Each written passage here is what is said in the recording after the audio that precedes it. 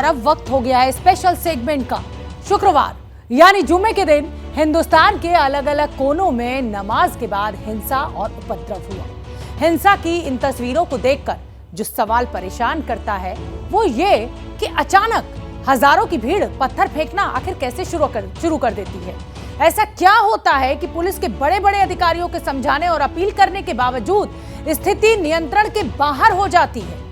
दरअसल ये उपद्रव सिर्फ किसी विवाद की प्रतिक्रिया नहीं होती, बल्कि ये हिंसा की साजिश का हिस्सा होती है और हिंसा का प्लेटफॉर्म बनने का काम करता है व्हाट्सएप। भारत की बात में आज देखिए हिंसा के नए हथियार का व्हाट्सएप पर हमारी ये रिपोर्ट।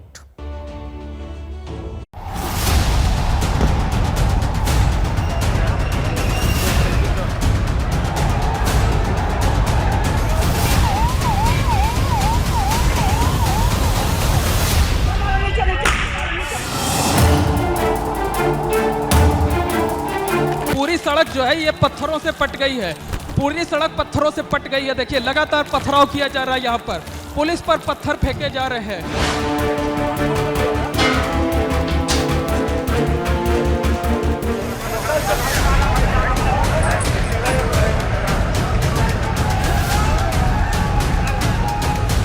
पीटा भी गया, पत्थर भी चला है।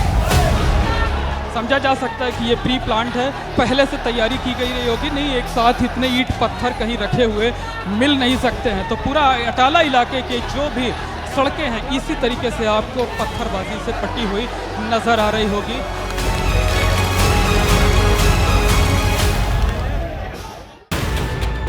अगर प्लानिंग ना होती तो हिंसा की बारिश करने वाले ये पत्थर एक साथ इतनी बड़ी संख्या में कैसे जमा हो जाते हैं।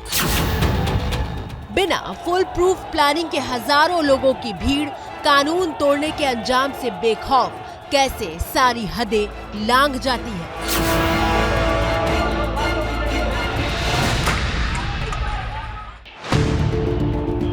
तारीख थी 10 जून, दिन था शुक्रवार, लेकिन देश के उत्तर में प्रयागराज से लेकर पूरब में रांची तक हिंसा का तांडव होता रहा। पत्थरबाज उपद्रव मचाते रहे और पुलिस को ही अपना निशाना बनाते रहे। दोनों शहरों में उठती आग की लपटें बता रही थी कि शहर की शांति जल रही है।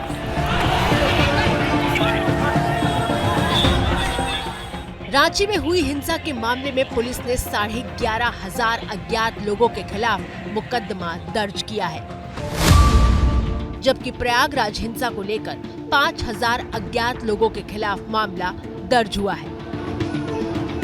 हैरान करती है ना ये बात कि जो भीड़ मस्जिदों के भीतर इबादत के लिए जाती है वो नमाज खत्म होते ही उपद्रव मचाना कैसे शुरू कर देती है।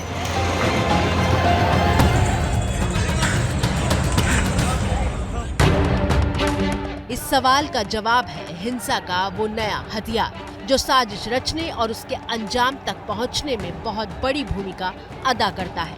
हिंसा के उस नए हथियार का नाम है व्हाट्सएप।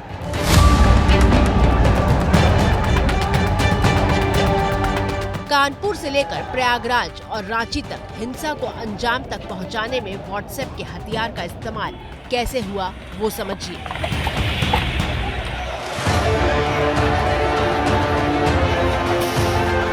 तस्वीरें प्रयागराज के अटाला इलाके की हैं, जहां 10 जून को जुमे की नमाज के बाद भीषण उपद्रव हुआ था। पुलिस सूत्रों के मुताबिक खुलासा हुआ है कि इलाके की हर छोटी बड़ी मस्जिद में बड़ी संख्या में नमाजी जुटे थे।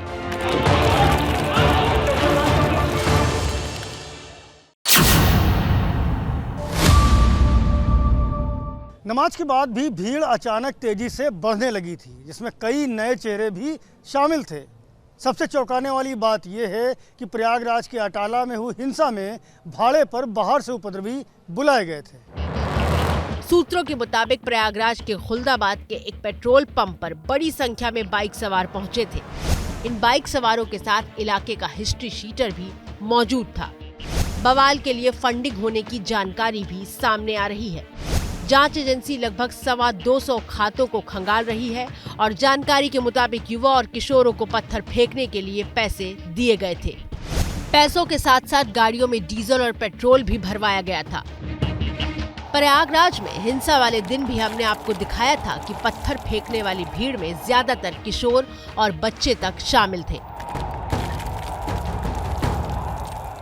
जो तस्वीरें ये देखने में आ रही हैं कि छोटे छोटे बच्चे हैं, 12-12, 14-14 साल के बच्चे हैं, उनको आगे करके पथराव किया जा रहा है। जो एक तो बहुत छोटा बच्चा है जो शायद 8 साल 9 साल की उम्र का होगा, वो आगे आकर के पथराव कर रहा है, उसे शायद इसका अंजाम भी नहीं पता होगा। और ये छोटे छोटे बच्चे लगातार पथराव कर रहे हैं। लोग गलियों के बाहर चले आए हैं। जिनको उकसाया गया, नाबालिग हैं, उन पे हम विचार करेंगे अगर वो खराब प्रवृत्ति के नहीं होंगे, लेकिन गिरफ्तारियां हार्ड कोर क्रिमिनल्स की होंगी, जिन्होंने साजिश रचा है, जिन्होंने उकसाया है छोटे छोटे बच्चों को, उनकी होंगी।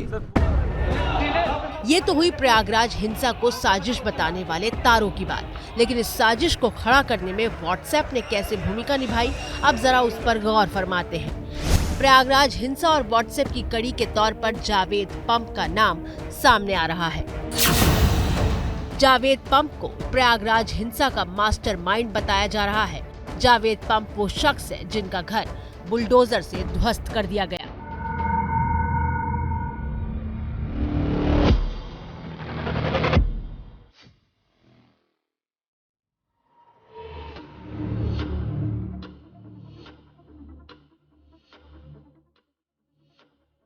इलाके को, गली को खाली कराए जाने की प्रक्रिया है, वो अनाउंसमेंट किया जा रहा है कि यहाँ पर कार्रवाई होनी है, इस इलाके को लोग खाली कर दें।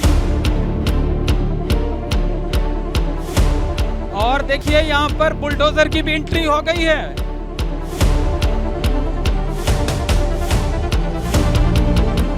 और देखिए ये बुलडोजर लगातार आगे बढ़ता जा रहा है। सिर्फ और सिर्फ 50 मीटर की दूरी रह गई है और किसी भी वक्त पहला जो है वार किया जा सकता है मकान पर। और देखिए ये बुलडोजर उठ गया और ये पहला वार भी हो गया है। 11 जून को जावेद पंप की गिरफ्तारी हुई थी और 12 जून को प्रयागराज प्रशासन ने जावेद पंप के करीब 5 करोड़ की कीमत वाले बेहद आलीशान 2 मंजिला मकान को मलबा बना दिया था। हालांकि इस घर को लेकर भी विवाद है कि घर जावेद का नहीं बल्कि उनकी पत्नी परवीन फातिमा का है। विवाद की पूरी कहानी विस्तार से हमने आपको सोमवार को भारत की बात में दिखाई थी, लेकिन फिलहाल चर्चा प्रयागराज हिंसा में व्हाट्सएप कनेक्शन की। मीडिया रिपोर्ट्स के मुताबिक पुलिस के हवाले से जो बात कही जा रही है वो ये कि प्रयागराज के करेली के सामाजिक कार्यकर्ता जावेद पंप ने व्हाट्सएप ग्रुप बनाकर विरोध की साजिश रची थी। 10 जून को बाजार बंद करने का ऐलान करवाया।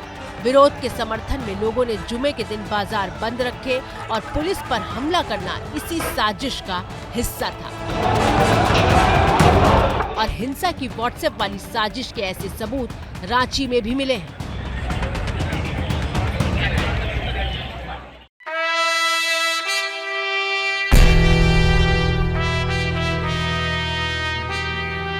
ईटा भी गया, पत्थर भी चला, वहाँ पर गोली भी चला।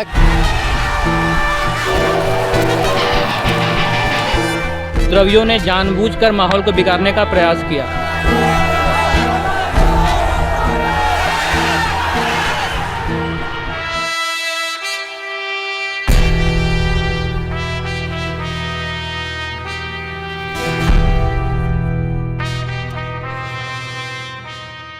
रांची को हिंसा की आग में जलाने के पीछे गैंग्स ऑफ वासेपुर का नाम सामने आया है।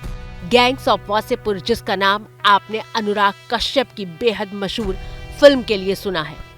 आगे से रोकिए इन लोग को। लेकिन यहाँ रील नहीं, रियल लाइफ में वासेपुर गैंग की एंट्री हुई है। सर पत्थर चल रहा है सर, हमको कमर में लगा, मेरा मोबाइल टूट गया सर। जल्दी से सर देखिए, अभी पत्थर चला रहा है सर। फोर्स भेज दीजिए सर, फोर्स भेज दीजिए।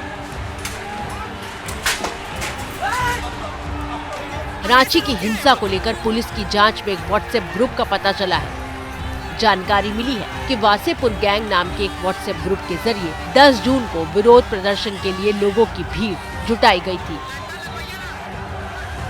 और जो भीड़ रांची में जुटी, उसने क्या किया ये पूरे देश ने देखा। यहाँ पे पूरा काउंटर को पलट दिया गया है, तोड़ दिया गया है उपद्रवियों के द्वारा।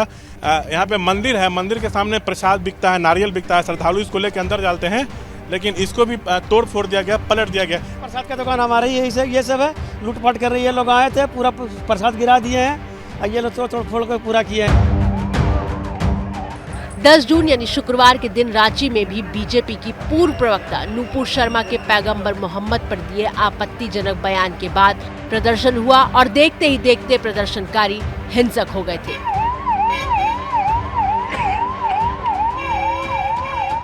रांची हिंसा में सबसे ज्यादा चौंकाने वाला खुलासा यह है कि उत्तर प्रदेश के सहारनपुर से करीब 1 दर्जन लोग एक हफ्ते पहले ही रांची पहुंच गए थे, जो मुस्लिम युवाओं को प्रदर्शन करने और हिंसा करने के लिए उकसा रहे थे। बताया जा रहा है कि सहारनपुर से आए लोगों ने ही गलत तरीके से मन में सांप्रदायिकता का जहर घोला, जिसका असर शुक्रवार को नमाज के बाद हिंसा के तौर पर दिखाई दिया था।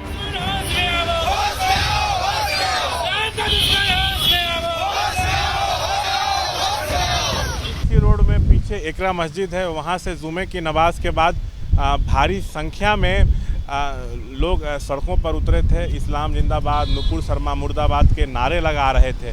गलियों में 80 से 90, 20 से 25 साल के युवा मुस्लिम खड़े थे, नकाब पहनकर, चेहरे पर रुमाल बांधकर उस भीड़ में शामिल हो गए। जो प्रदर्शनकारी थे उनके साथ हो लिए। जो उसका जो प्रदर्शन है वो हिंसा में तब्दील हो गया। इस सबसे साफ दिख रहा है कि ये एक प्लानिंग के तहत हुआ है, पहले से ये इसकी प्लानिंग जो है की गई थी। वहीं इसमें ये भी बात सामने आ रहा है कि सहारनपुर से कुछ लोग एक हफ्ता पहले यहाँ पे आए थे, यहाँ पे युवा मुस्लिम को वो भड़का रहे थे धर्म के नाम पर। रांची पुलिस सहारनपुर से आए लोगों की पहचान में जुटी है और इतना ही नहीं, यूपी से हिंसा को लेकर फंडिंग की बात भी सामने आ रही है। 12 लोग आए थे। अभी मेरे पास कोई ऐसा एविडेंस नहीं है। यूपी से शायद टेरर फंडिंग हुआ है? नहीं, ऐसा अभी कोई क्लू नहीं है, कोई एविडेंस नहीं है। अभी मेरा इन्वेस्टिगेशन जारी है, एक बार इन्वेस्टिगेशन मेरा हो जाए तब बता पाएंगे कुछ।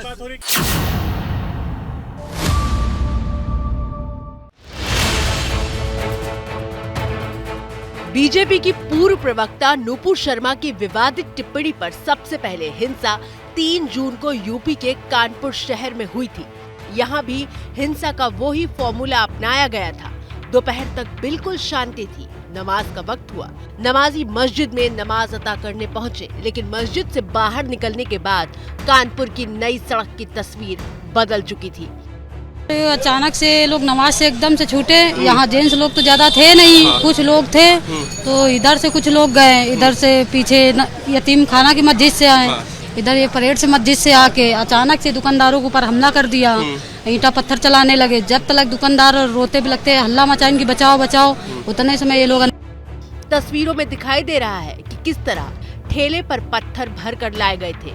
अब ऐसा तो नहीं हो सकता कि नमाज खत्म करने के चंद मिनटों के भीतर पत्थर भी जमा हो गए, ठेला भी आ गया और हजारों प्रदर्शनकारी भी जुट गए।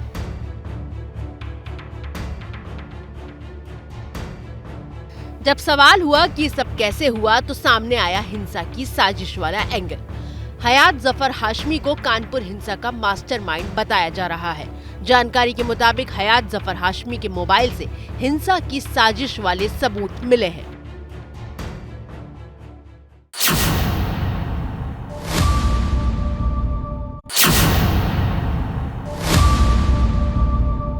हयात जफर के मोबाइल से 141 व्हाट्सएप ग्रुप मिले हैं और हर ग्रुप में बाजार बंद करने और बवाल मचाने का ब्यौरा है। हिंसा के दिन हर पल का अपडेट ग्रुप में किया जा रहा था। हयात से पूछताछ में सामने आया है कि कानपुर का बिल्डर हाजी वसी फंडिंग कर रहा था।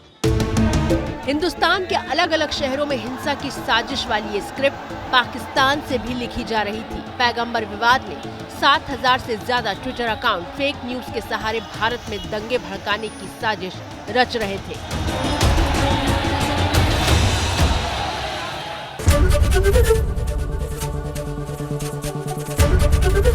ABP न्यूज आपको रखे आगे।